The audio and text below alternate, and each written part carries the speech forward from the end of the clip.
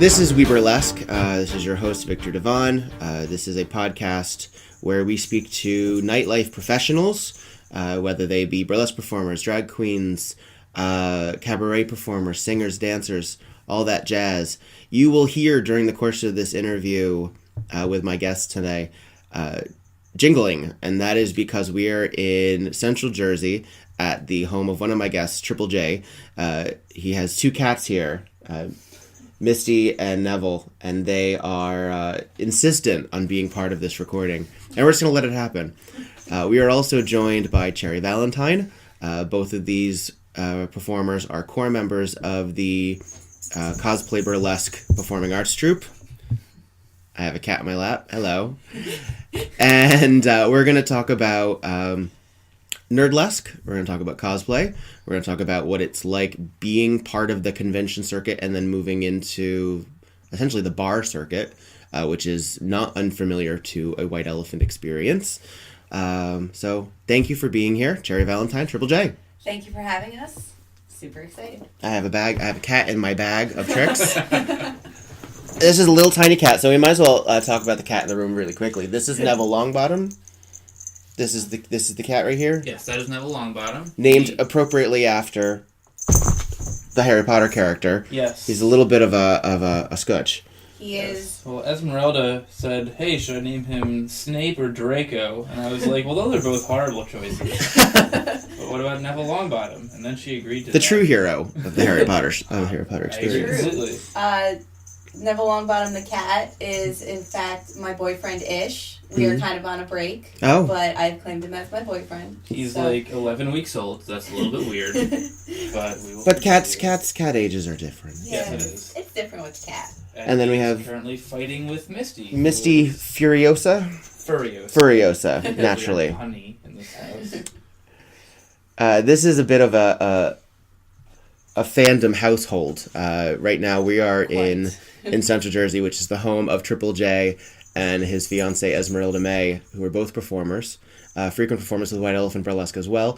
And surrounding us, true believers, is several posters and dolls and action figures and posable things and fluffy things that I can recognize about a third of. And you actually helped us unpack most of this I room when you helped did. us move. And you would take something out of a box and be like, "Okay, what's this?" Yeah, And we would tell you about it was a big burlesque and drag performer moving experience when we went from house to house. When Triple J we just went lived like here. 40 feet, maybe 50. We can look out the window right now and see the place we used to live. Which is unusual for moving in New Jersey. But I can see some costume pieces. I see Esmeralda May's Cheshire Cat hat. I see Monster High dolls, some Disney, you posing at some cons with one of my very favorite Alan Tudyk from Firefly. You should tell the story about that, Triple J. The story of you meeting Alan? Yes. Yes. Sure. We went up for the photo op, and he said, "Hey, you kind of look like me." And I said, Triple J pretty much died when Alan Tudyk said, "Hey, you kind of look like me." Where was that taken? That was New York Comic Con between 2 and 4 years ago, maybe? And is that why you have that smile plastered across your face? Well, I always have a smile on my face because I am just super happy to be me. But yes, that specific That time helped. That helped. was the Alan Tudyk smile. Oh, is that how you pronounce it properly, Tudyk? Yes. All right. I think I've so. been saying Tudyk for too long. Oh, well.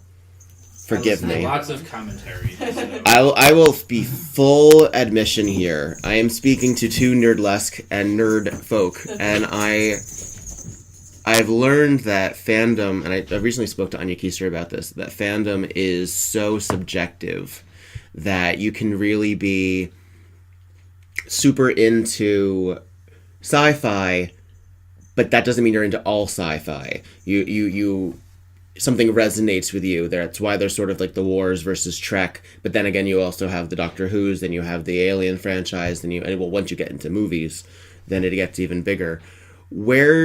I'll start with you, Cherry. Where did you find your first fandom? What was the first thing you really latched on to? Definitely Batman. Batman. What age were you?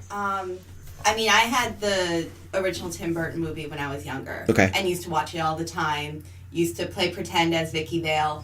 from the movies. Like, that was my thing. So, the Batman series was really where I latched on to, you know. Became a huge fan of Harley Quinn around the time that a lot of people did. Mm-hmm. And, you know, I love the sirens. I love the badass villain female figures. And, yeah, so really Batman was probably the first one I latched on to. I've always been a huge fan of Disney. Owned almost every Disney movie when I was younger. Do you remember what the first Disney movie that you saw was? Oh my gosh, no.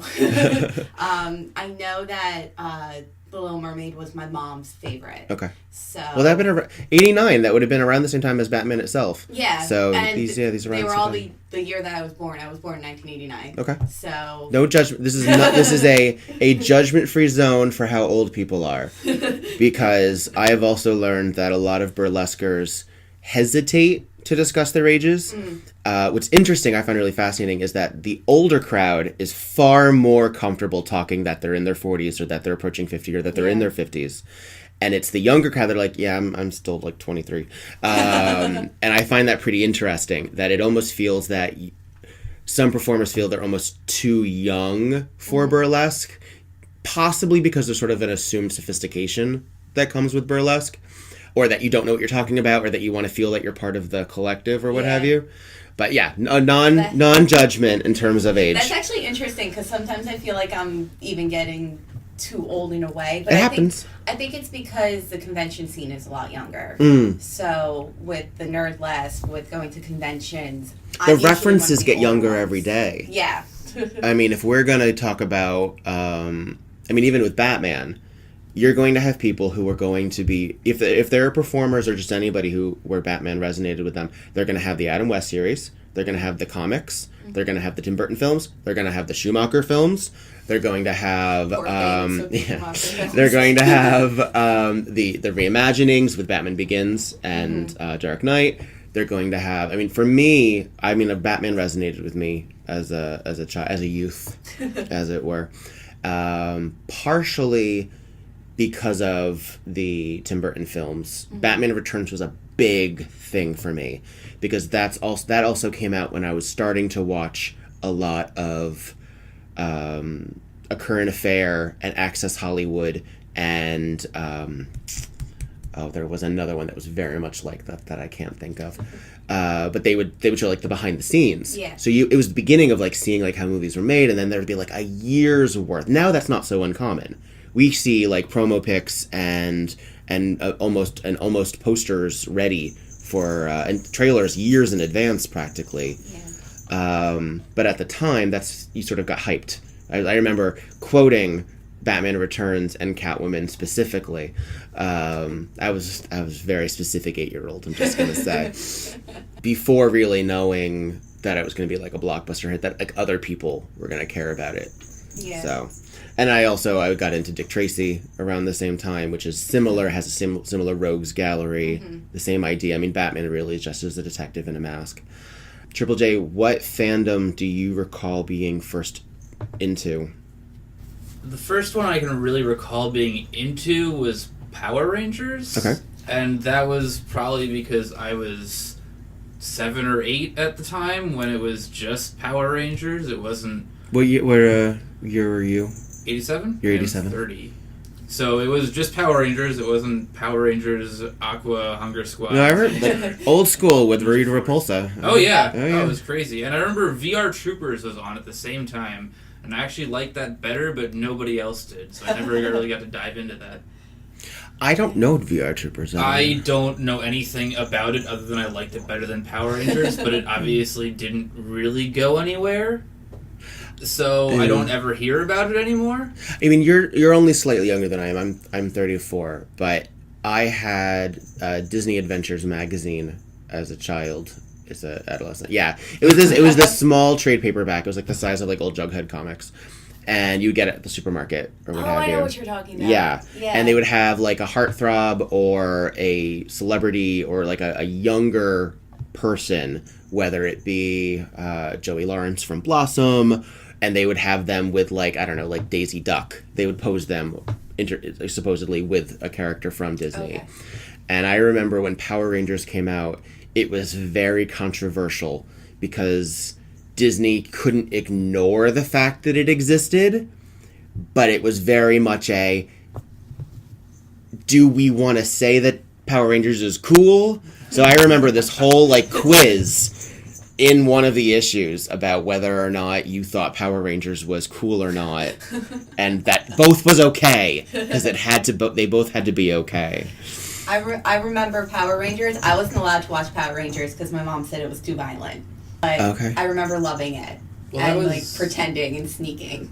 That was just about the only mainstream show that my parents did let me watch, and I'm not sure why. They had this newfangled or old-fangled, whatever, parenting technique where they did not let myself or my sister watch a lot of television, and they didn't, like, buy us you have to watch this show, so buy these toys. So I think my real fandoms come from things I was able to read, because they very much approved of reading. So I got super into Animorphs and super into Redwall, and then also super into comic books and sort of the more graphic novel-y comic books. So a lot of Asterix and Obelix, a lot of Adventures of Tintin. And then my public library had like a phone book-sized compendium of the first like 40 years of Shazam comics, which are now, as I found out, Captain Marvel, because... Oh, no, they were Captain Marvel comics back then, and now they've called him Shazam. Right, because there's another Captain Marvel. Titling licensing issues. So I still get very confused when he's referred to as Shazam, because the wizard's name is Shazam. It's what he says. Powers. It's what he says. It's not what he called. I don't get it. And also, like, I haven't actually checked on this, but Captain Marvel Jr. turns into Captain Marvel Jr. by saying Captain Marvel. So did they just write Captain Marvel Jr. out of the comics? I don't know, because I haven't looked into it. That's a terrible up and at them. Just yelling Captain Marvel. That's terrible. Yeah, then he says, I'm Captain Marvel Jr., and then he transforms because he said the words Captain Marvel by accident. Alright. So then I got really into Marvel comic books after Captain Marvel. I don't know why. That was just what was more readily accessible to me. That's not true. They were all readily accessible. But Marvel seemed like they had a lot more gray area morality-wise in their stories. Did you live around here as a kid? Yeah. Where did you go to Action Comics on 22? No, I would go to Little Shop in Scotch Plains. Okay. And then there were a few mom and pop comic stores in and around Westfield, which is where I lived. Okay. There was JC Comics, I remember that, which I think then went to one of the malls, either Bridgewater or Menlo. They had a shop in there as well.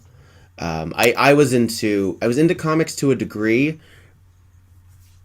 but I found them, I don't know. I mean, I wanted it to see it in movement, I guess is what it was. And so that's one reason that the X-Men animated series I responded to really well. I also thought it was, I mean, looking back, it's limited in its writing, but I don't think it talks down. I think it just omits. That's really what it doesn't dumb it down. It just omits more adult themes. And even then, it gets kind of adult at times. I remember when the Phoenix Saga, and specifically the Dark Phoenix Saga, those were some heavier subjects. And the Batman animated series, which as that progressed got more socio-political and more commentary, I would see more references to poverty and to child abuse and to obsession and like a dark underbelly of real life. And I think that they were packaged in a way that was more consumable by younger folk. And my father used to watch it with me, and so we were cool with talking about that and going back and forth, which was helpful because he was going through, my parents were getting divorced at that time, and it was like one of those things that like we could communicate about, that it wasn't difficult. When you were a kid, and we'll get to adult years shortly, but a lot of the Nerdlesque, I would assume, comes from youthful interest. It comes from things that you got into as younger people, and then you became adults. And I want to talk a little bit about like how you understand the sexualization or the fetishization of things that are kid friendly. The only thing I can think of is my dot act from the Animaniacs. That'll be fun to touch on with this subject. Well, I mean, even if you have a Jigglypuff act. Yep, and you have a few acts that are. You just like your Ditto. I have a Ditto version of Cherry's Jigglypuff act. What does that mean? Ditto is a Pokemon who copies other Pokemon and becomes a slightly less powerful version of them. Okay. So we did a Pokemon themed show with Cosplay Burlesque. Last year at Katsucon, and Cherry did her Jigglypuff act, and then about 3 acts? 3 or 4 acts later, I came out and I did Cherry's Jigglypuff act with a Ditto face on. The creepiest Ditto face and on the planet. I did it to a slightly different cover of the same song that she used. I did all of her same motions. I did all of her same costume pieces. What song do you do? Just a Girl by Just a Girl by No Doubt. And I did Just a Girl by somebody else. By like a punk band, yeah. So yeah, when you were younger, did you feel that you fit in, or did you feel that there was a clique that you fell into, like either the theater group or the marching band or the chess club, or did you have any of that? I'll start with you, Cherry. I was a weirdo. Were you an outsider weirdo? Yeah. Okay. Like, I never really fit in with any sort of clique. It took me a really long time. It wasn't until my adult years when I started becoming friends with the artsy people. Mm-hmm. And I wasn't even necessarily in, like, a specific clique, like the marching band or the theater or the choir. Like, I was friends with all of them.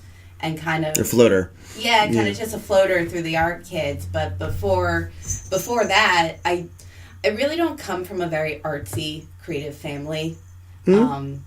And they're also not even that nerdy. So a lot of my nerddom came a lot later in life, teenager and beyond. But I think because that's where my niche lies, and I had a family that didn't understand that, it took me a long time. Like, connecting to my family was always kind of iffy, and then going out of that and connecting to other people was always iffy. I never really found my place. So it took me a long time. And, I just kind of did my own thing for a long time. And, would be artsy by myself in my room and sing along. In what way? Were you an artist? Were you a drawer? Were you a painter? Were you a music person? I always sang. I always liked to pretend that I was singing in concerts. Mm-hmm. That was like my thing to kind of hone in what worked for me. So, that's how I ended up with like the artsy performer kids in high school and beyond. So, but it took me a while. Triple J, where were you in grammar, high school? I definitely hung out with the artsy kids, although I wasn't really that artsy, or maybe I wanted to be, but I wasn't very good at it. Okay. So whenever we did something where you had to like audition, I never got picked, but I still sort of tried to be involved, which is why I ended up doing theater tech for quite a while, because you didn't have to audition for that. And also I had and still have pretty bad stage fright. So... But yeah, they were in elementary school, they were the kids who were into the same kind of nerdy stuff that I was. And then in middle school, they kind of turned out to be really good at art, and I turned out to like art but not be very good at it, but we stayed friends. And then we all were in band together, we were in marching band together. I was terrible at music but good at marching. They were good at music and marching. But they never really had a problem with the fact that I was not as good as music as them, which is cool, because they were my friends, and friends are nice. And then I went to a different high school from all of them. I went to the county magnet school, which turned out to not be the best thing for me, but it turned me into who I am now, so everything worked out great. And then sort of everybody at that school was nerdy and video gamey, and there was still like the cool kids and the not cool kids, but nobody really had a problem with anybody else trying to be smart or being smart, and other people were like kind of looking down on that. You could like books without shame in that school, which was very nice. When did you start dressing up as characters? I always loved Halloween, so my love for dressing up really started, Halloween. As specific characters or as just... Yeah, even as long as I can remember, I was always more specific characters. I was Disney princesses for like 6 or 7 years for Halloween, or Disney characters, like female characters. I remember one year I was Megara from Hercules, I was Esmeralda from Hunchback of Notre Dame, I was Belle, I was Jasmine. I always really liked doing the Disney princesses, and all my characters, a lot of them did, because I remember even in 5th grade I was Baby Spice from the Spice Girls, but in the specific scene from Spice World where they were at like the military camp. I did her costume from that. I was always really specific. So you were Baby Spice, but in camouflage. Yes. Yeah. I always did really, really specific costumes. So from there, it kind of really transitioned easily into the cosplay idea. But that was another thing that started really around the time that I started doing burlesque. They almost came hand in hand for me. Triple J? I definitely dressed up as things for Halloween, but that wasn't really me dressing up as things. That was more, it's Halloween, I'm going to dress up as something and not a ghost, because that's boring. But then really dressing up into actual cosplay type stuff started about 7 years ago, because that is when I started dating Esmeralda May, who is a crazy, nerdy, fan, dress-up, go-to-conventions person. Yes. And I started doing that with her, and turns out conventions are a shit more fun when you're dressed up as something. I'm allowed to curse on this podcast? Yes, you are. I've always wanted to say that. It's funny, actually. You're the first person to ask on microphone. Everybody else has just either done it or asked beforehand. Did you do couples costumes, or did you always make sure that you didn't match? We do couples costumes occasionally.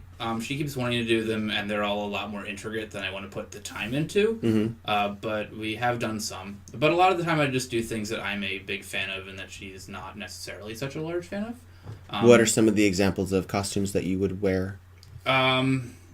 I've done quite a few things from South Park.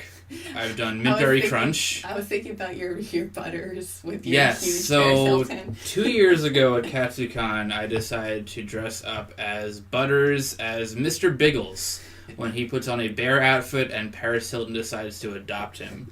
So I got a bear Kigu, and I got a big long roll of fabric and painted an 18-foot-tall South Park Paris Hilton on it, and made a big banner and walked around KatsuCon for 5 minutes before con security was like, yeah, you can't do that. Because it was just too big of a prop for this space. They told me they couldn't carry it around. They said if you wanted to stand in one place, you could do that. So I stood in one place for a while, and then there was a fire at that convention. So then we all had to go outside and back to our hotel rooms, and I was like, this is just much too much of a hassle, and I took it off. But it was really fun for the 20 minutes I was able to wear it. I know most of the photographed events are usually big kid comic, or big things like Comic-Con or something like that. But you do see people with these enormous props, and not just foam and what's the Wonder? Is it Wonder? Warbler? Is that what it is?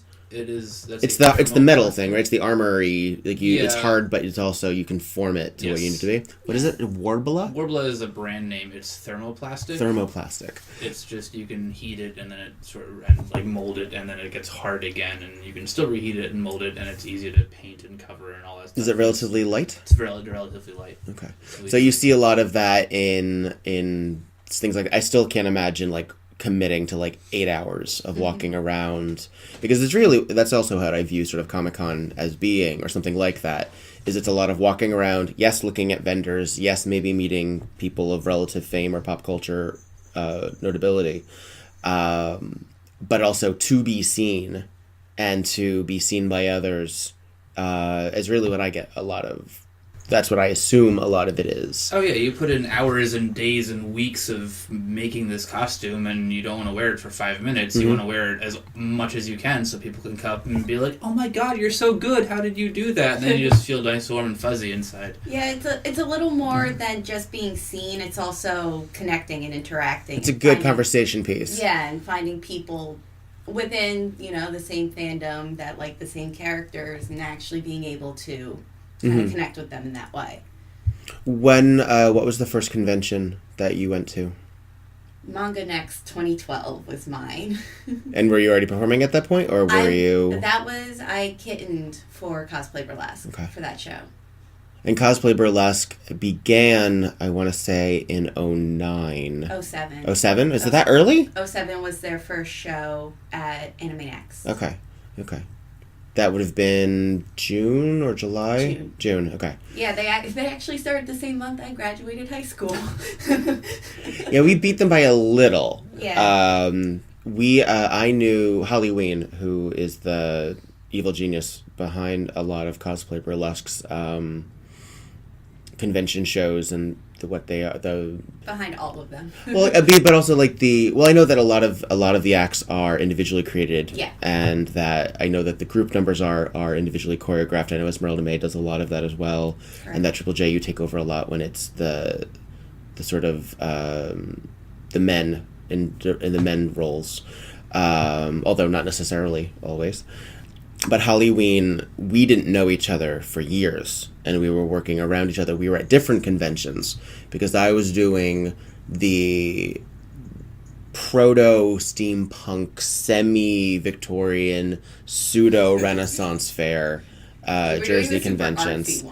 I mean, they were the goth ones, really. I mean, that art punk, as I like to call it. Yeah. I think White Elephant as like art punk. Well, our original lineup, since we came from, dear listener, take a shot. I'm mentioning Rocky Horror.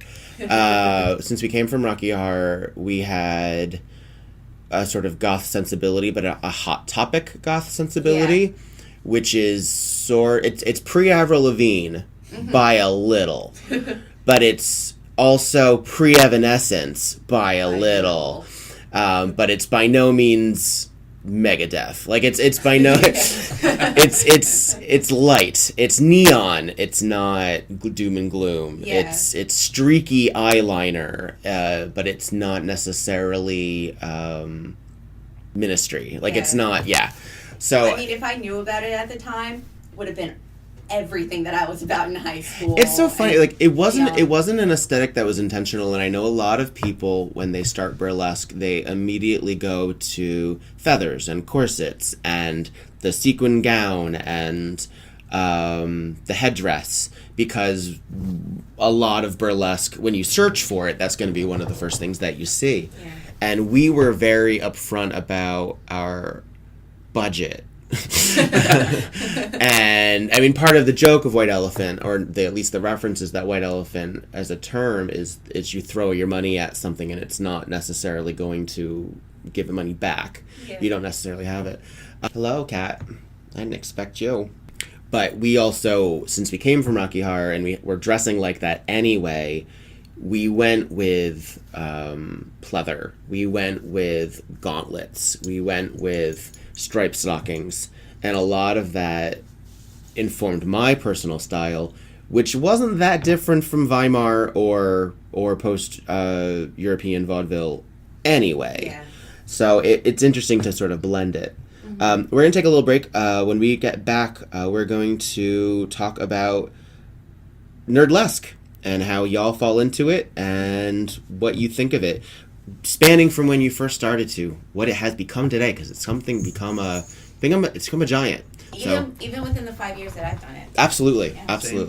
And burlesque in general, neo-burlesque in general, has changed a lot in the 5 years that I've really hit New York as well. So we'll be back in just a moment, and this is WEBurlesque. Don't forget to rate, review, and subscribe on your podcast listener of choice.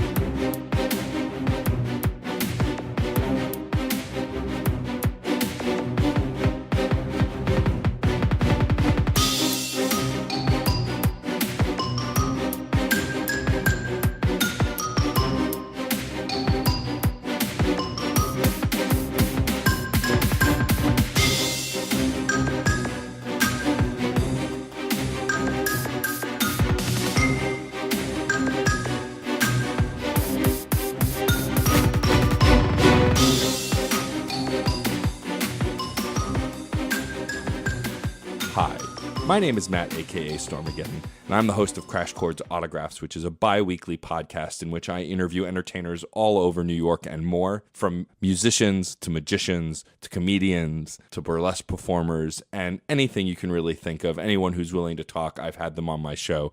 You can find it on iTunes, Google Play, Stitcher, TuneIn, Spotify, and more. You can also follow us on our website, which is crashchords.com. And remember, music is life, and life is good. Let's just roll. We are back with WEBurlesque. As I had just happened with my previous interview, I was talking to someone, and then I realized I should be recording. So we're back with Cherry Valentine and Triple J. I was saying, again, from my Rocky Horror leanings, that we didn't call it cosplay, we didn't call it nerdlesque, but we were dressing as characters from a film and acting it out on stage. And that essentially is a very similar situation as a lot of cosplay. And the arguments that would ensue backstage or very early online, because this was also during LiveJournal's heyday. LiveJournal. Yes. Well, it was pre-Facebook, so that's really, not only did you vague book on LiveJournal or Vague Journal, but you didn't have a limit on how long it went. Yeah. You could keep on going. You could change the security of it. You could make it friends only. You could do all of that. But it could go on and on. I was on LiveJournal, Greatest Journal. Now they there was Insane Journal. Dead Journal, Greatest Dead Journal, LiveJournal. And there was another one. Yeah, I remember.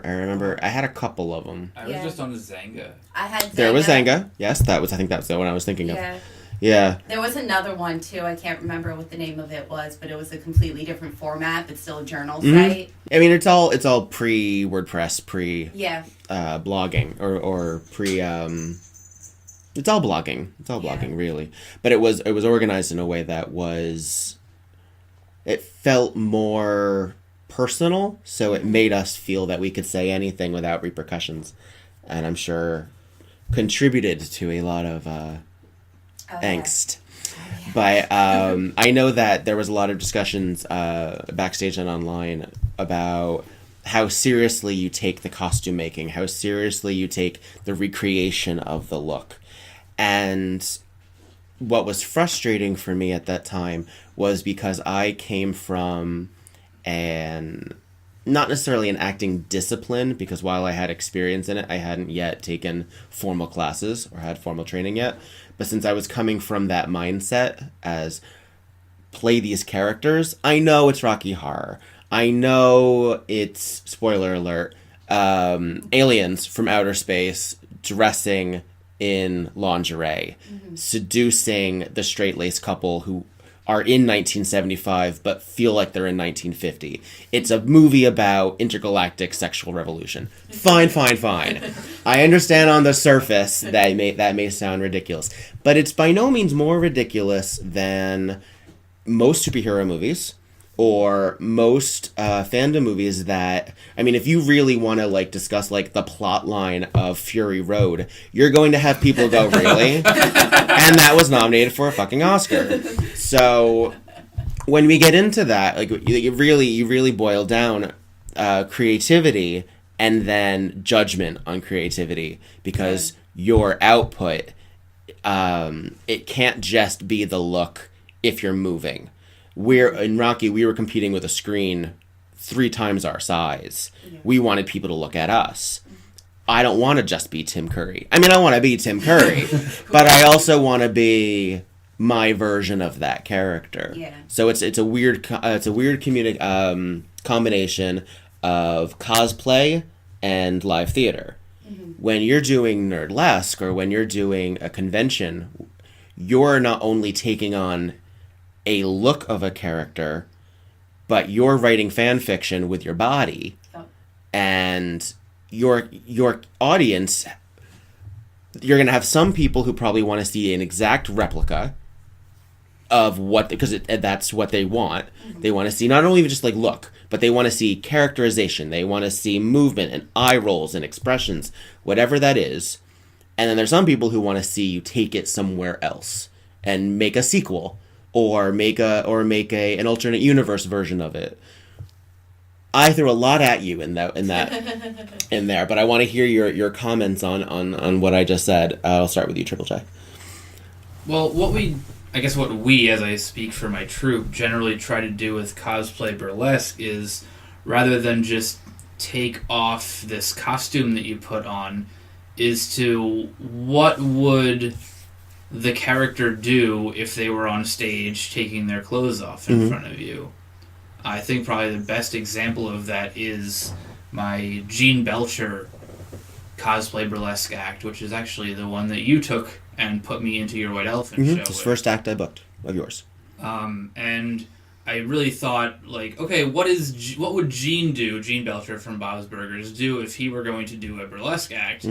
And I went as shiny and sequiny and glam as I could with that, because Gene Belcher would dive in. He's a showman. Yeah, he wouldn't go and just wear his normal clothes and then, ta-da, take them off. He would go make everything as shiny as possible. And be a goofball about it. Yeah, I did it to a song where I think you were respectful to the fact that the original character is a minor. Yes, he is an 8-year-old boy. It's not specifically a sexualized act.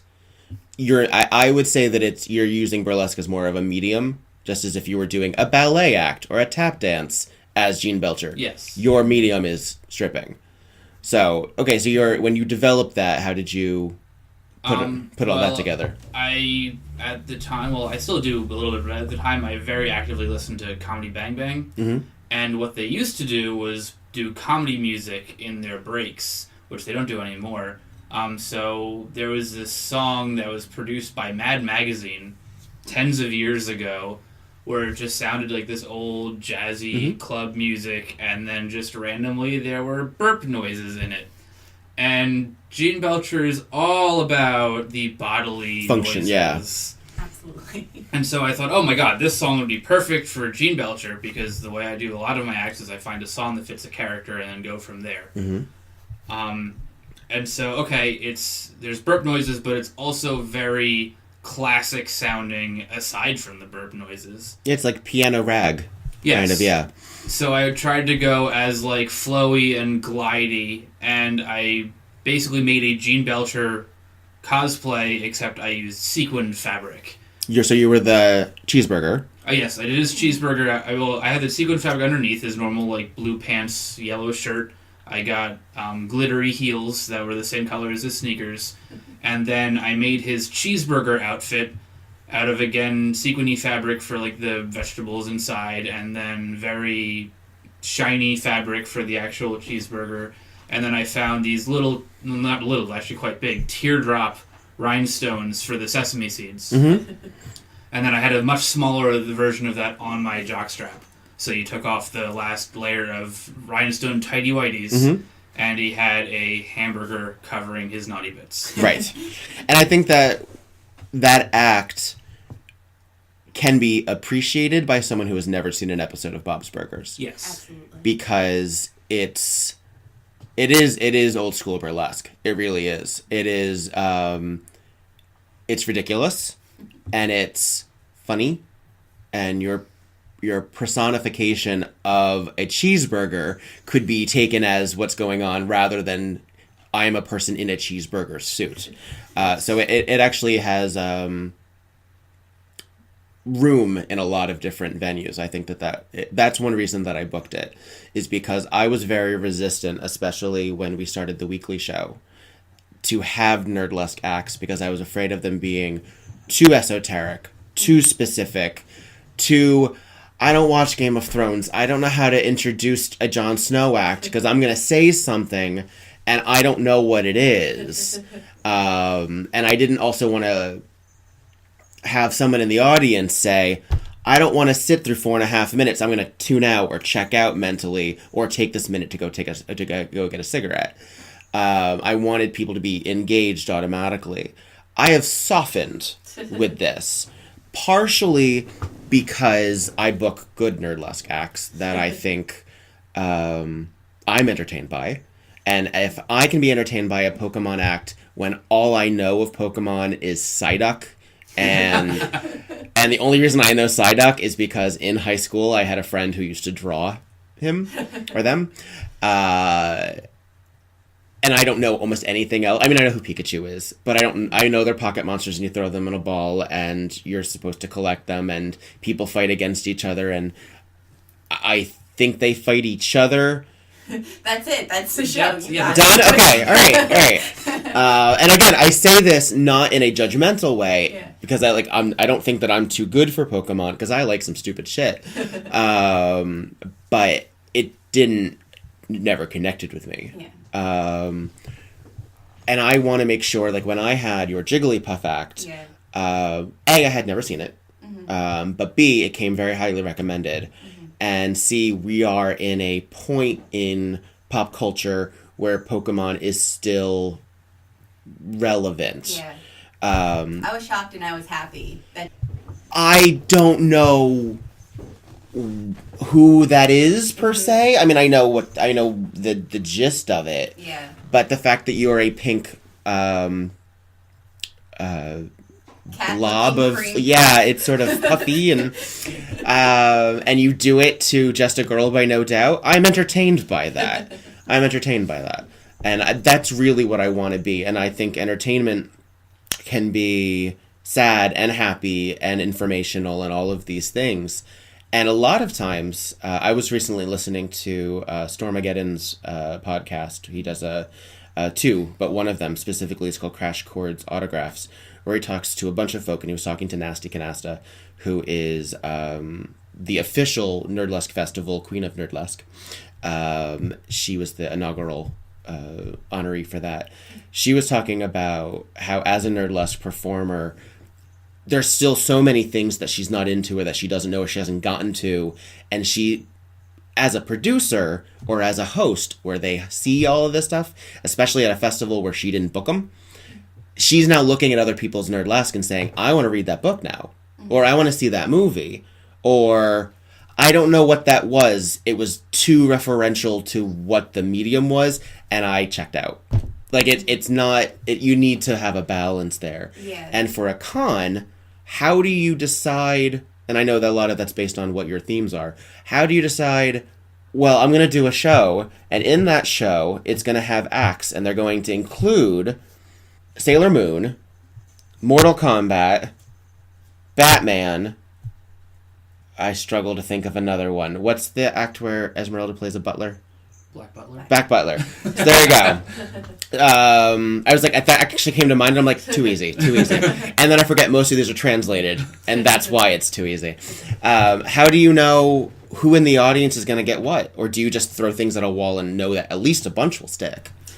It kind of is like that. Like, we come up with ideas on our own, and we're like, we want to bring this in, and sometimes it is kind of a crapshoot. You don't know if the audience is going to react well to it, but usually, even if they don't get it because it's something nerdy and they know that it's something nerdy, they end up appreciating it anyway.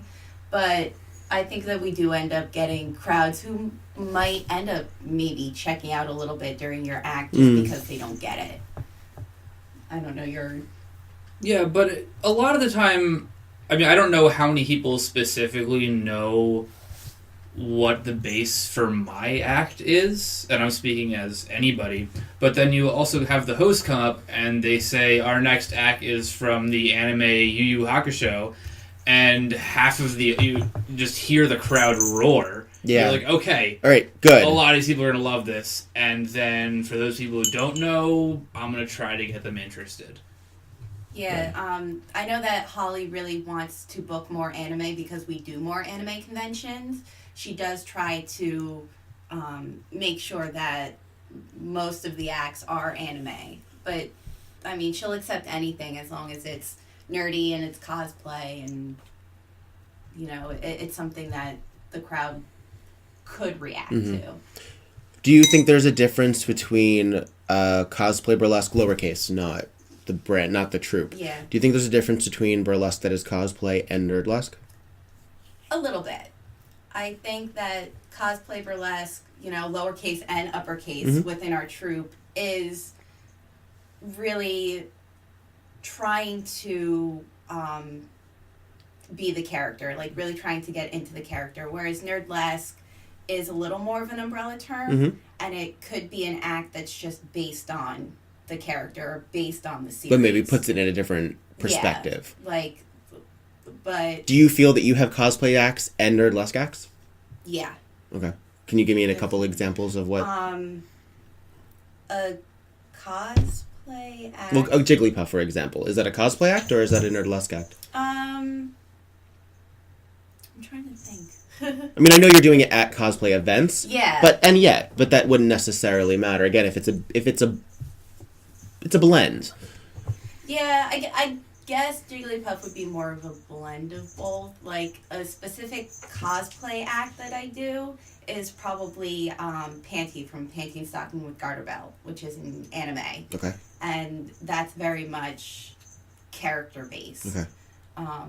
But then something like my Poison Ivy acts might be considered a little more Nerdlesque. I would say because you're a little more showgirl in them. Yeah, because... Yeah. And that's what. And that also is an Esmeralda effect. I can tell. I can see that on you.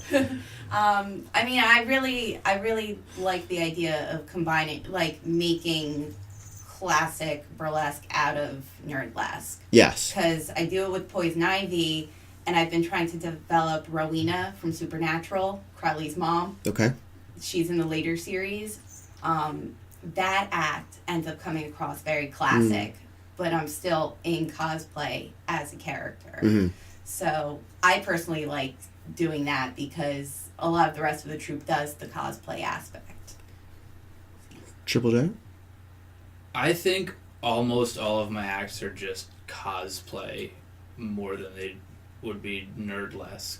We did just define Bob's Burger, your Belcher one, as Nerdlesque, though. That is true. That is not a cosplay act. Yeah, you're right. It is, because cosplay actually would be an 8-year-old boy.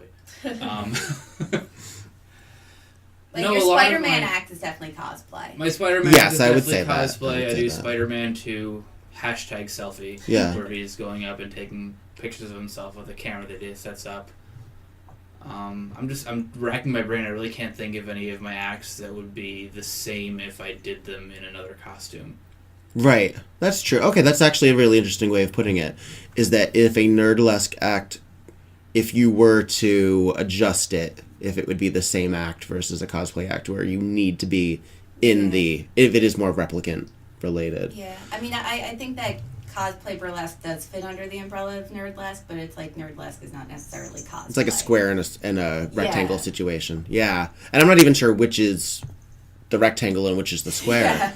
But I find, I mean, obviously, Holly Ween, who worked with White Elephant and cosplay, she runs cosplay burlesque, and I would say, ironically, a substantial portion, at least of the acts that she does outside of cosplay burlesque, are Nerdlesque acts. Yeah. Because she also adds that showgirl side. But she does... But then again, she'll, like, her Dracula act, which is relatively new, which is based on the Bram Stoker's, the Francis Ford Coppola's version, that's a cosplay act. Yeah. Yes, she's still a showgirl underneath, but she's got... But there's it's less about... oh, I'm a showgirl and I'm dressed as this. Or what if she has a great act where she's the Blob from the 50s. That is the 50s movie. One of my favorite acts and probably one of the first acts I saw. And it really is, in my summation of that, is what if the Blob, that intergalactic goo, was a showgirl? Yeah. Like, what if it fell to Earth and a showgirl came out? That's really what that act is. And to me, that's a Nerdlesque act. And it's extraordinarily smart. It was one of the first acts that I ever saw that she did, and I was like, she's a fucking star. That and her Freddy Krueger Shaboom, Life Could Be a Dream. I love both that of those acts I booked in the same show in a convention, and both, again, I would say are Nerdlesque acts. She's not literally Freddy Krueger. I don't think she's literally trying to be Freddy Krueger. She's evoking Freddy Krueger, but she's a showgirl who is Freddy Krueger. When she does cosplay burlesque shows, she will gear more towards making it a character. Like when it's an audience thing. When I saw the Freddy Krueger Shaboom act, it was like I would consider that more cosplay the way she did it with us. Okay. But she gets so much freedom with her acts. she's just so creative. She's so freaking creative that she could make it a little more available to other audiences by not making it so niche. Right. But yeah, usually... Well, she's a big component. One of the reasons, again, that I have booked more Nerdlesque or more fandom acts is a lot because of her as well. Mm-hmm. Because she has shown that the audience is receptive to that. And I know that some folk, whether it's in a show that's slightly more traditional or it's in a show that's neo but doesn't want to go there for what may not look down upon Nerdlesque per se, but they don't necessarily view it on the same level as a regular gown and glove review. Do you feel as people who come from a cosplay burlesque, lowercase, and come from an outsider convention aspect, that getting into mainstream burlesque shows has been a challenge? It has been for me, definitely, because not every show wants Nerdlesque. Right. Not every show wants cosplay burlesque, and because that's the majority of what my repertoire is, I don't really have a lot of non-cosplay to show.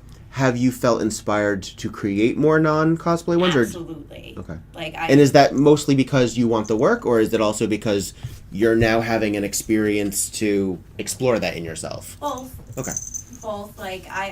I mean, I really started with cosplay burlesque because I wanted to do burlesque. Mm-hmm. A lot of people like the cosplay and then want to get into burlesque. Mine was like, I want to get into burlesque, but I also... And here's how I fit in. And this is how I could fit into it. So I do want to do a lot more non-cosplay acts, but it's very difficult because I don't have a lot in my repertoire. Mm-hmm. Almost everything I have. Development, yeah. Yeah, so it definitely has been tough because also just trying to get a stage for doing them has been more difficult to try and find.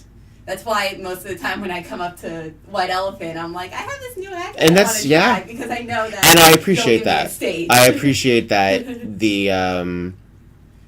that you are open to exploring different sides of burlesque. Yeah. Not because Nerdlesque quote isn't enough, but it's if more works for you, then use it. Use what you have. Triple J, how do you feel about mainstream burlesque and your role in it? Well, I never really intended to become a burlesque performer. Mm-hmm. I got involved with cosplay burlesque because Esmeralda May was involved in cosplay burlesque, so I would go with her to shows, and if Holly needed a gopher or something like that, I volunteered because I'm not just going to sit in a corner and be useless.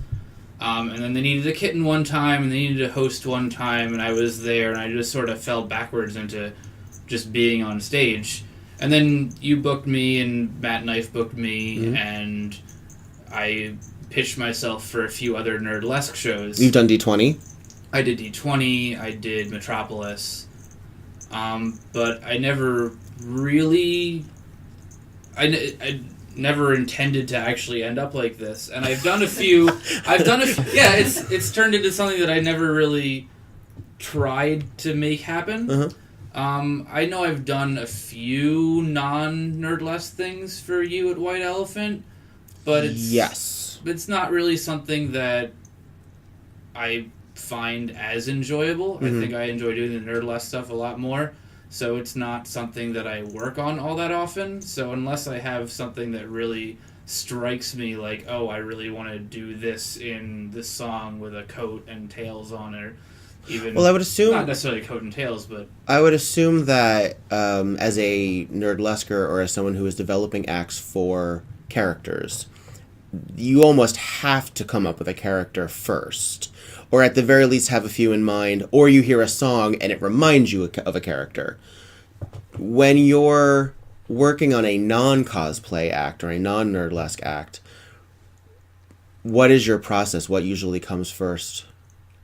It's usually just a song that I really like and I feel I can move to, and then what specific nice boy clothes do I put on to take off to that song. Yeah, mine definitely comes with the song first. I find a song that resonates, and then I'm like, wait, I can move to it like this. And then it goes from there. I can add lights to it. Yeah, like I did with Electric Love. Exactly.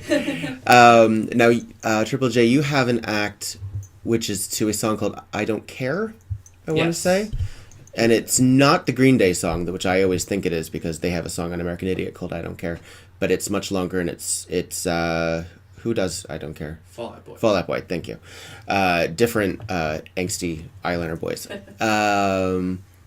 And for that, you wear a skirt. Yes, I don't wear so much boy clothes for that one. Actually, I just remembered. As I said boy clothes, I listened and I brought it up immediately after. And I'm not calling you out for it, but I'm curious how your what that act is about in terms of you as a presenting cisgender masculine man, boylesque / male burlesque performer, how you feel in the increasingly, I would say, especially in the worlds that you choose to travel in, of WEBurlesque and D20 and New York burlesque in general, is fairly gender bendy and gender queer and friendly with gender nonconformity, where you fall into all of that.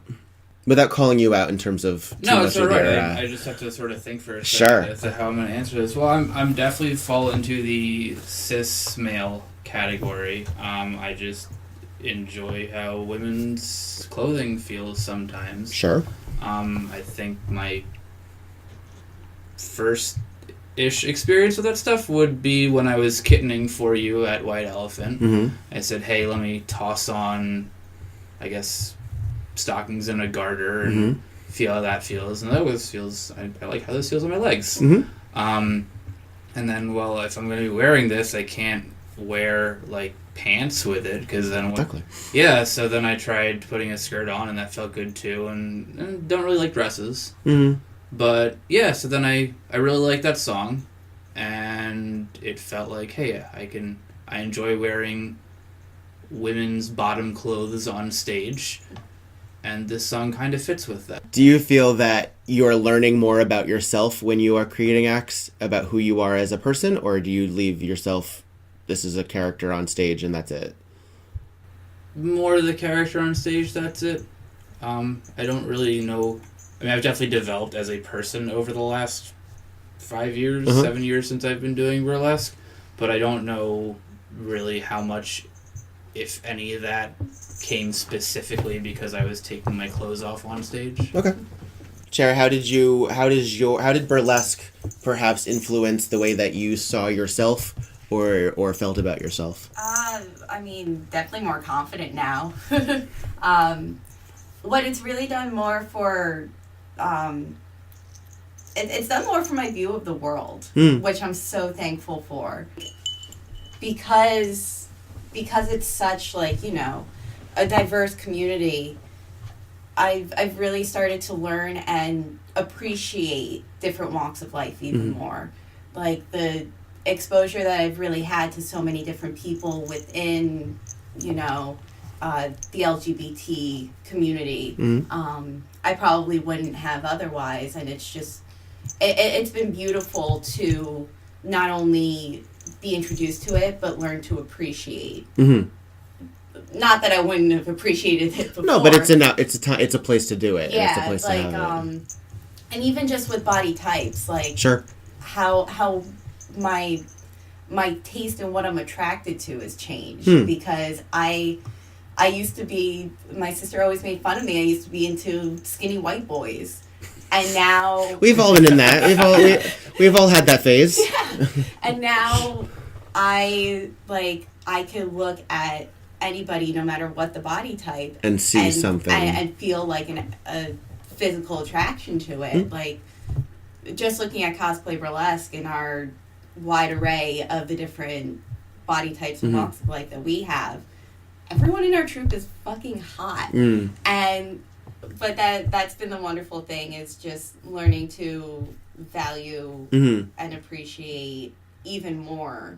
And cosplay burlesque it subscribes to the dogma that cosplay is for everybody. Yeah. Oh, of course. And that you can represent yourself through these characters whether or not you identify with them. Because some characters can be sort of problematic, and some characters can be fun in theory, but you'd never want to actually be them or be friends with them. I mean, I view a lot of fandom, and I view a lot of storytelling through fandom as sort of nerdy fairy tales. They tell you morality tales, and they tell you the way that the world works or has worked or could work, and they do it on terms that are accessible to their audience, which is why obviously something like Star Trek has been so popular and so relevant throughout its entire existence, because it reflects on cultural differences, on racism. It's touched on homophobia. It's touched on gender expression. And I think that it's important that people look at nerdlesque culture and nerdlesque performance as a reflection of that in burlesque. I think it's a very important place, because it's a shorthand to say, I'm this character, and now everyone in the room knows what kind of character that is, and that sort of does some of the work for me. But it's still cathartic in a way. You're still identifying with something. Yeah. Are there any characters that you play that you feel, whether in cosplay, in walk around, in photo shoot only, in performance or what have you, that you think are reflective of who you are as a person, that you identify, that you gravitate to?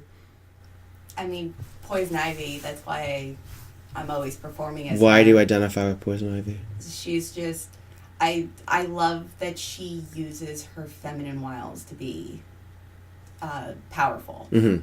Like, And she wants to save the earth. Yeah. The plants. Just want to help the plants. And people are terrible. People are terrible. I mean, I'm more cats than plants, but, still, still the same vein. Just, she's powerful without having... She's powerful while still being feminine. Okay. Because So femininity is important to you.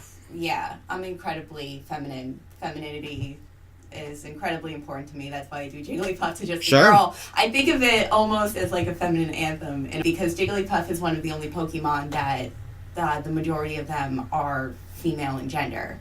A lot of other Pokemon tend to be males. Or nothing. Yeah. Or they are unclear, but yeah, they're sort of coded male. Yeah. Yeah. But Jigglypuff is one that isn't, so I really love playing with my femininity, like being strong and powerful while still being super feminine. So that's one of the reasons why I love Poison Ivy as much as I do, is that she uses both to her advantage. And then there's also Kakyoin from JoJo's Bizarre Adventure, because cherries. Is that where the name Cherry Valentine comes from? No, I came up with that before I knew about the character, but once I found out there was an anime character that was obsessed with cherries and had like this cherry thing around him, I was like, perfect, done. Got it. Triple J? Maybe Fix-It Felix Jr. from the game Fix-It Felix Jr. Do you identify with Felix? From Wreck-It Ralph, for those of you who needed a little extra with that? Yes, Fix-It Felix Jr. from the game Fix-It Felix Jr. from Wreck-It Ralph. I maybe identify with the character. I'm trying to think of he's probably the one I most identify with out of all of my cosplay walkarounds. How many do you think you got? Of cosplay walkarounds? Mm-hmm. Not all that many, actually. I generally go with the same few outfits that I very much enjoy. He is... I mean, he's one of the main characters, but he's kind of a B story character, which is sort of... It's not negative. That's kind of how I see myself a lot. I don't have to be the center of attention. I just kind of like being in a room where things are happening, even if they're not just all about me. He falls in love with a very powerful lady. I see, and has perhaps assisted in their growth as a... Yes. Did you feel that working with Esmeralda and being in love with Esmeralda has improved your confidence as either a person or as a performer? Both. Definitely as a person. Probably also as a performer. I mean, that's good. The answer should have been yes. Yeah, I mean, my confidence as a performer has always kind of been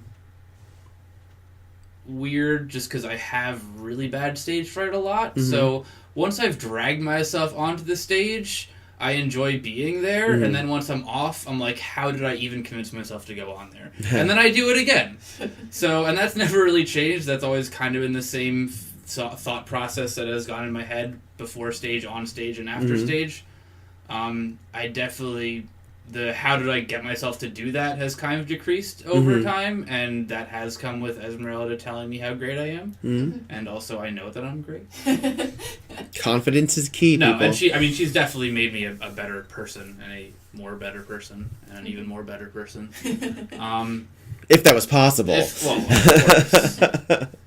And then, I guess going back to Felix, he is... I guess, morally the good guy in the movie, but there are a lot of characters in that movie who sort of say that they're morally the good guy, and Felix is really the only one who's willing to sort of extend his hand out to the bad guy and realize, I've been friends with I guess this isn't saying that they're bad people, I guess more that they were social outcasts. Sure. I've been friends with a lot of people who are not themselves friends with a lot of people, and a lot. So you're of the time, a unifier of I don't know how of the dejected. Well, I don't know how much of a unifier I am, because a lot of the time it's been hard to explain to other people why I'm friends with those other people. But I try to remain friends with as many people as I can, because I like making people feel good about themselves, and being friends with them is a good way to do that. I guess so. When I have friends, I'll let you know. I'll sort that out. There's one right here, sleeping on the table I next know. to the microphone. Neville is all tuckered out next to the microphone. Right next to the microphone. Right next I to just had to take a picture. It's going to be on Instagram. Look for me later. We're going to take another break, and then we're going to get back, and we're going to, as we come to a soon conclusion, I just want to talk a little bit about individual fandoms that you may or may not associate with. I'm curious. I always find it very curious about which nerds are into what. So we'll be back in just a second.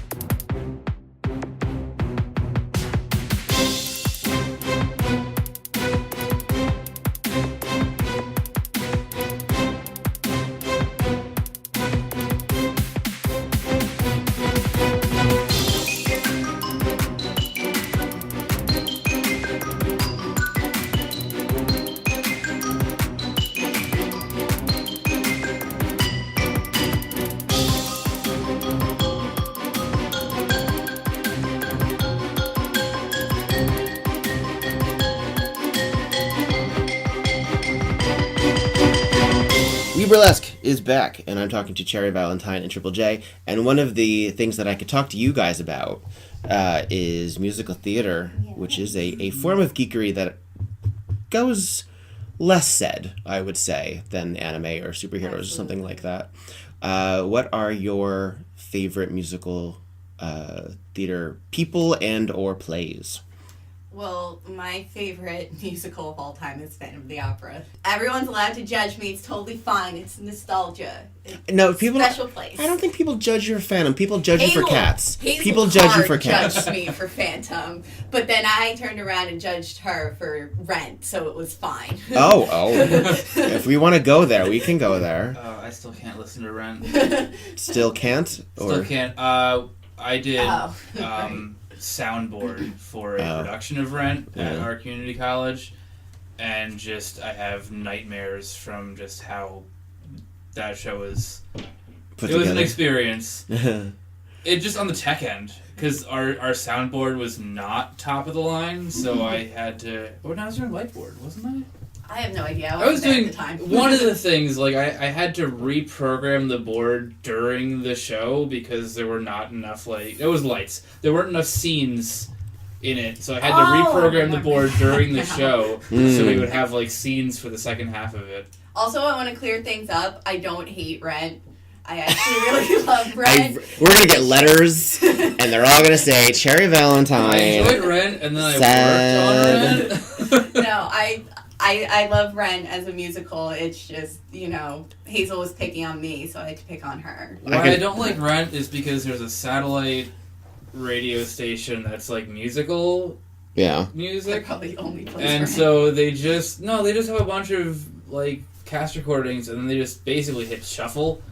And then so you're listening to like songs, and then like voicemail number 3 happens, and you're like, why is this playing on my car's radio? So what musicals do you like, if not Rent, Triple J? Or not anymore? Oh, well, my favorite is Ragtime. See? There we go. I love You Ragtime. got some theater points for that. So much. I saw it on tour a year and a half ago. Mm-hmm. And that was actually the first time I'd seen it professionally done. I'd seen it at a few colleges and high schools. And one, not on purpose all white, but all white Jewish high school put on Ragtime, which was actually very well done. And they basically just had the 3 groups dress up in different costume colors to signify the 3 of them. It was still a little weird because they do sing the N-word quite often, or really just once, but they say it. They quite say often. it. They say it. Yeah. No. And then I like all the mainstream ones because I'm a mainstream person. I like Phantom. I like Les Mis. I really like Les Mis a lot. Actually, I saw Spring Awakening with the original cast. That was super awesome. I don't think I've ever seen anything else with the original cast or really that many original people in it. I haven't been to a Broadway theater in entirely too long. Yeah. The last show I saw probably was, on Broadway, was Spring Awakening, actually. And that was before the reimagining. Okay. So it's been a while. I saw that, and I saw Gypsy in the same week. And actually, I saw that in the same day, come to think of it. We all went out and saw American Idiot. Together. You were not part of that? I was group? Not part of that. Oh. I never saw American Idiot, which is surprising because it's totally in my wheelhouse, and I never got to see it. American Idiot was excellent. I want to say it's been a long time for me too, because my last might have been I saw a title of show in previews. Okay. And that might have been the last time I was ever actually to a Broadway show. So that was probably like 2009. I've never seen it, but I very much enjoy the cast recording for Titanic. They've said that they were going to bring that back, but they've not. That would be insanely hilarious. I don't know how good of a show it is, but the soundtrack is wonderful. Also, they, built a ship and dug out like 5 stories under the theater, so they actually tilt it up and sink it. So if they bring it back, they might not do that. We have a surprise guest here. We have Esmeralda May, who, as we mentioned earlier, lives in this house. Hello. As I said, as I walked in, I could see the first things that I noticed. You had some costume pieces around, and the Monster High dolls, and it's a very nerd influenced household. Lots of Sailor Moon, lots of cats. Well, see, that's the other thing is that I don't know what everything is. Those are cats with tentacles. And then there's some cat unicorns. Yes. They're not really anything. They're just cute, nerdy things. Okay. By convention. Okay. It doesn't come from anything. Okay. They were cats. I'm a cat. No, I get it. I am part cat. So we're going to wrap up shortly, but since you are here, I thought you would be part of my Would You Rather or Pick or Choose fandom edition. Now, I'm doing this from the hip, so forgive me, and I don't have... There are no right answers, except the ones that we all agree are wrong. Gotcha. And so I'm gonna ask a question. I'm gonna pose 2 nerd fandoms of some sort, and then I'm gonna do a round table. We're gonna find out which you prefer, and you can also pick like, well, I like this version of it. So for example, first edition, I'm gonna say Batman or Superman. So you can say, well, I like Tim Burton's Superman, but I prefer. No one said this before, but I prefer. Where is this going? I prefer the new Batman versus Superman movie over. Yeah, no one said that. No. But we're going to talk about it. So, Batman or Superman? Triple J. Batman. Why? Because Superman. Okay, yeah, he's all powerful, good. That like Batman, there's depth to that character. He can, Also, yeah, no, Batman's just better. Cherry Valentine, Batman or Superman? Batman, Yeah. because we discussed it in the beginning. It Yeah. was my first fandom. So. Esmeralda May, Batman or Superman? Definitely Batman. I just feel like his villains are more fully realized. And going off of what Triple J said about Superman's all powerful and a shiny green rock is his only weakness, I just feel like, I mean, there have been some movies, and there have been some movies, but I feel like out of that, Batman at least has some decent ones. Yeah. All right, this was a fan submission. Pixar or DreamWorks? Triple J. Pixar. Name me a favorite. Name me one or two. Felix. I mean, I think one of the first animated movies I remember seeing that wasn't a Disney movie was Toy Story, because that was one of the first animated movies that wasn't a Disney movie that existed. Before Disney took over. Yeah, or now they're both. But yeah, I grew up with the Toy Stories. I grew up with The Incredibles, and there'll be another one, so I can say I've lived with them instead of just remembering that one of them. A Bug's Life was better than Ants. That. Yeah, true. That was actually, for mine, I was going to say Pixar, and I was going to say because of that, A Bug's Life. Yeah. DreamWorks does have Shrek, but Pixar has everything else. I feel like that's really all that I really am big on with DreamWorks lately, too. I'd have to definitely say Pixar. Toy Story was a huge thing for me growing up. It's one I watched with my dad a lot, and I'm very close to my father, so he and I watched the Disney, and we watched the Pixar. So. Well, that brings me to my next one, which is Disney or Don Bluth. Oh, man. Oof. Mine is Disney. Uh-huh. I was never really exposed to John Blue. Don. Exactly. To it in my formative years, so I've seen some of it later on, but... You didn't grow up with All Dogs Go to Heaven and... Nope. That's a good movie. I grew up with a Disney sing-along. God, tape. we're gonna start listing off Don Bluth movies. I'm gonna be like, obviously Disney has the largest canon. Like it has it's sort of it's an impossible juggernaut, and it was an unfair advantage because also where do you make the line? Don Bluth is just film. Disney is everything. Everything. Yeah, because I mean we're sitting. I always think of Thumbelina. Thumbelina was one of my favorite movies when I was younger. But I think I would have to give the edge to Disney for that reason, just because it's such a juggernaut. It has so much that it's like, Don Bluth, it's like, everything that he's done is great, but still, it's like Disney, though. Yeah.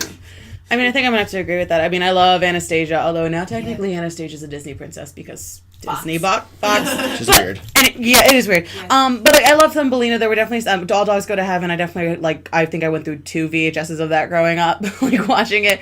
But it's got to be Disney. It was the first thing I was introduced to from my aunt, and I had all the VHSs. I still have all the VHSs. Did Don Bluth did Land Before Time? Yes. Yeah, that was another one that I grew up on. Land Before Time. And there was 14 of them, but only the first 6 are good. I think most people would end after the first one, but I think that I feel like there was parts in the first. I just remember watching the first 6. Now going back watching it again, I don't know if I have the same mentality. Not everything can live up to. But I do remember watching the first handful of them over and over again. So. All right, this is a classic: Star Wars versus Star Trek. Star Wars. I never was really same thing. I'd never watched a whole lot of Star Trek, and then I was a Star Wars fan when I was introduced to Star Trek. But they are very different. Yeah. They are very different. Yeah. They are. They are. It I really. Like Star Trek a I lot. think I more like Star people Wars better. would. I think a better comparison, although people don't use it a lot, is Star Wars versus Firefly. Because it's more of a. That one's like both. We'll do a little quick Star Wars versus Star Trek, and then I'm giving you Star Wars versus Firefly. Oh, that's not fair. Actually, I would say Star Wars, and that's actually a surprising answer because my dad like Star Trek. So Sure. I grew up more with Star Trek, but, you know, after finding out the Star Wars series myself, I gotta give the edge to Star Wars. Actually, it's kind of funny because my mom's a huge Trekkie. Mama May is a big Trekkie. But I definitely would have to say Star Wars. Okay. I think, I mean, again, they are so different, but I think that's probably why people choose one over the other. Like, because what's in one is not necessarily in the other inherently. Like Star Trek versus Battlestar Galactica might be a good... See, I only know the new series. I don't know. Yeah. I don't know the old Battlestar. I mean, I'm familiar to a degree of it. Yeah. But I don't have a... Yeah, full I mean, I awareness don't of have it. a huge grasp, so I would say Star Trek in that case. But I know enough to be like, that could be a comparison to But the me. thing is, Battlestar but the new the Battlestar Galactica reboot compared to what Star Trek was at that time, Yeah. they were pumping out Enterprise, and I'm sorry, no. Yeah. I was actually probably another harder one. Actually, I was gonna say Doctor Who versus Firefly.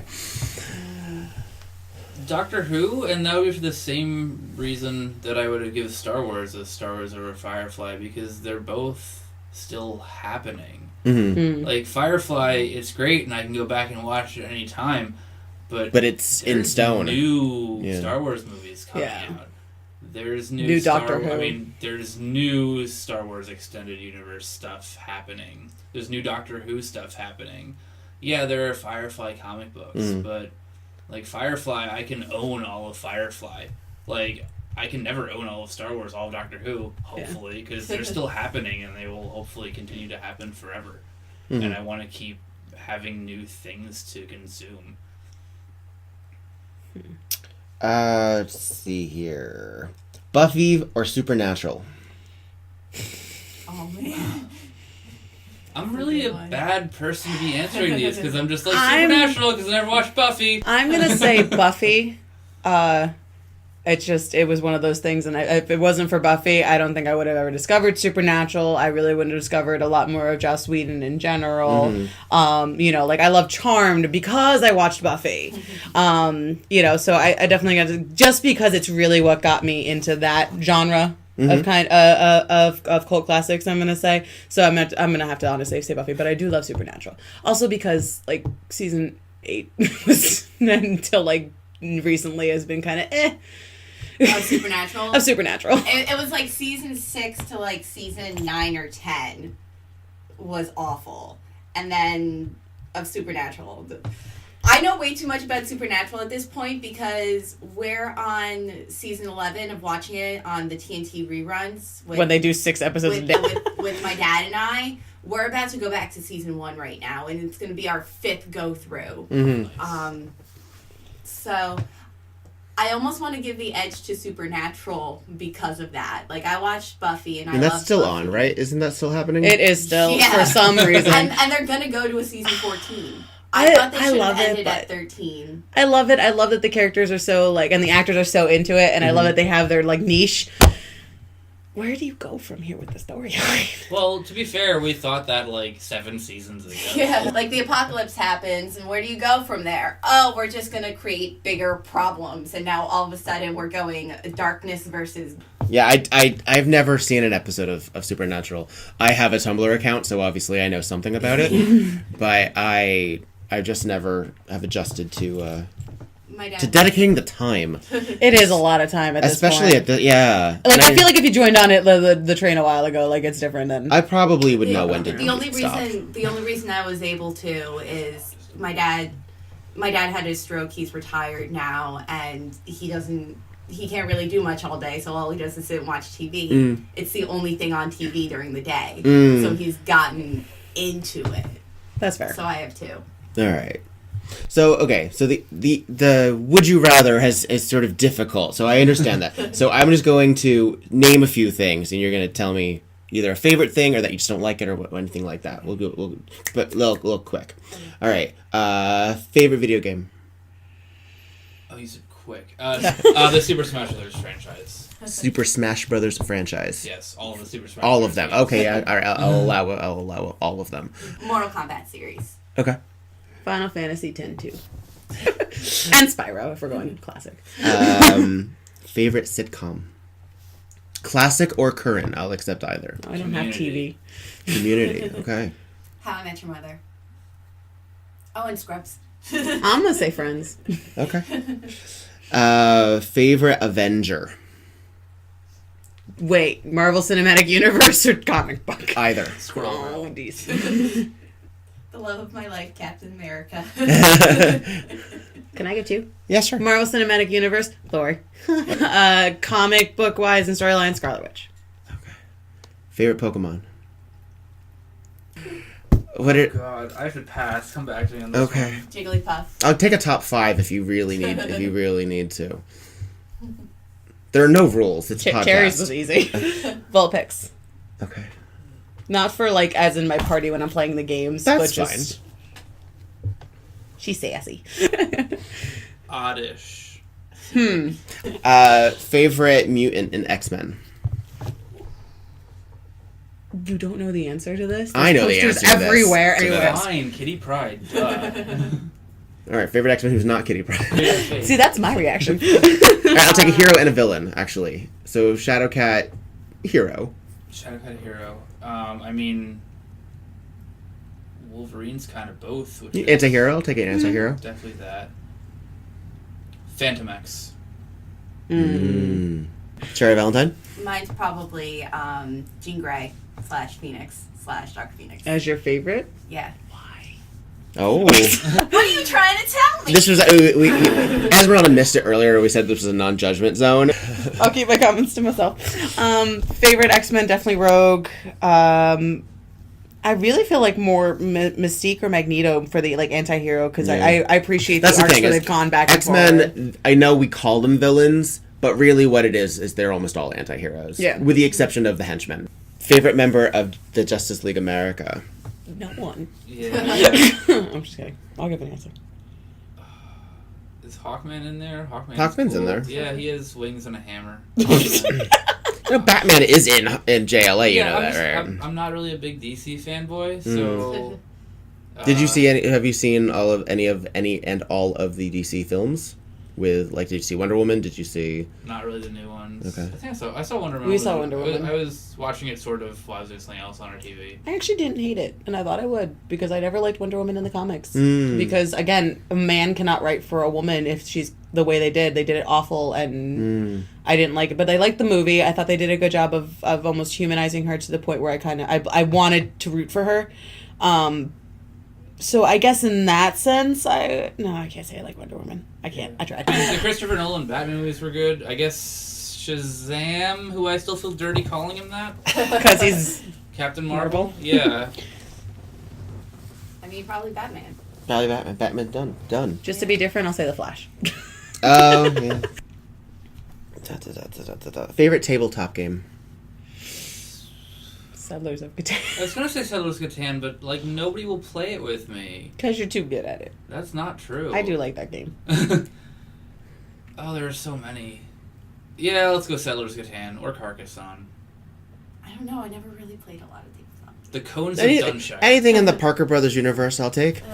My favorite's Clue, so I'm going with that. I was gonna say Clue. I was gonna say the game of life. Oh, growing up, it was Life is fun. careers. Yeah, we did a lot of Life. We did a lot of Clue, and we did a lot of Sorry. In my we didn't do Monopoly. Can we? Yeah, that was gonna say that's my word. I hate that game so much. Yeah. But we were not a Monopoly family. I grew up with Clue. I definitely like Settlers of Catan a lot, though. Sure. Scrabble. Esmeralda, we talked favorite musicals. We didn't ask your favorite musical. What's your favorite musical? Oh, that's a hard one. How is it not Gypsy? See, Gypsy sets your life in motion. I think I'm gonna have to go with Gypsy just because it's what made me interested in burlesque itself and who I am today. But really, what got me to go to college for theater, and the reason I met Triple J, was honestly Wicked, because I have a very unhealthy obsession with Idina Menzel. I mean, yeah, she's kind of peaked a little bit, and I will admit that. But there was just something about like her with the story of Wicked, how like, you know, that was really what got her going, and just that rawness in her voice and her acting where you can see it. Like I still like going and watching old YouTube videos of when it was like first coming out and they were doing it like on time, like, you know, a Good Morning America and all that kind of stuff. Like she's really the reason I got really into the acting and really wanted to pursue theater. So I'm gonna have to say it's kind of a toss up between those guys, as far as like been around for a while. Yeah. I really don't know about modern. I really like Book of Mormon. I will kill someone to go see Hamilton. True. My favorites are Gypsy and Cabaret. Those are my favorite. That's a good one, My too. favorite book musicals. If I don't know Throne Rocky Horror, and that's like you in a nutshell. The other thing is I actually really like the play itself, too, Mm-hmm. in addition to the film. As we wrap, thank you for taking time out of your costuming and sequencing and rhinestoning to speak with me. Is there any cosplays or nerdlesque acts in the works that you are developing? Cherry Valentine? I am working so hard on developing a million versions of the character Mercy from the video game Overwatch. And like I'm hard at work working on like a million versions, and I'm so excited about it. I mean, I got a couple group numbers I want to get going. Lots of Sailor Moon ones. Who's surprised? No one. Oh, I didn't ask what your favorite anime was. That was a Sailor missed Moon. opportunity. JoJo's Bizarre Adventure. Fairy tale. Fair enough. But I'm also trying to... I'm more polishing some of my older cosplay acts. I really feel like my game has stepped up a lot in the last year. So I'm kind of going back, revamping. I've changed some songs for certain things. Like my barrel act, I now do it as a solo as opposed to just a group act. So really just kind of doing that, mostly because I also am planning a wedding. So I can't really do too many new crazy costumes. Yes. You know what? Rogue. I keep shelving it. I'm going to freaking do it. I keep shelving it. I keep saying I'm going to do it, and then I don't. I'm actually going to get that done. I've seen you. You have a photo shoot of you Yes. as Rogue. Okay, so it's not an act yet, but you do No, have it's a you have a cosplay, look. but I wanted to definitely do it into an act, and it was just one of those I couldn't find the songs, but now I have a couple ideas. I think I'm going to actually sit down and finally get that together. Tina and Louise Belcher, so I can do all three of them in the same show. So that you'll finally be Triple J and girls being girls being girls being girls. Exactly. Well, I thank you all for chatting with me, Thanks for letting me join late. and stick around eventually for the full length Esmeralda May interview. Check out Cherry Valentine, Triple J, and Esmeralda May on Instagram and their social medias. They do lots of shows. Esmeralda May you can see regularly at White Elephant Burlesque at Rock Bar in Manhattan, Wednesdays on Christopher Street. Cherry Valentine, Triple J are there also very frequently. And you can also see them all over the place with Cosplay Burlesque. Check out their schedule at cosplayburlesque.com and facebook.com/cosplayburlesque. I believe that is the correct. Correct. And also on Instagrams and all your other social media platforms. What con is coming up? This is going to go live by March. Zenkai Con. Zenkai Con. Which is in where? It's in Lancaster, Pennsylvania. It's the first weekend in May. And then are you guys got Anime Next at Yes, we will have that. That's going to be our big... That's Jersey. That's the local con for y'all. And that's also our big show because that's our home con. So Right. it's always the big storyline show we put on every year. No longer as local. They moved from literally 3 minutes away to down in Atlantic City. Oh, I forgot they're in Atlantic City now. We will see you soon. This is WEBurlesque. I have been your host, Victor Devon. Please rate, review, and subscribe, and check us out. Say goodbye, everyone. Bye. Everyone.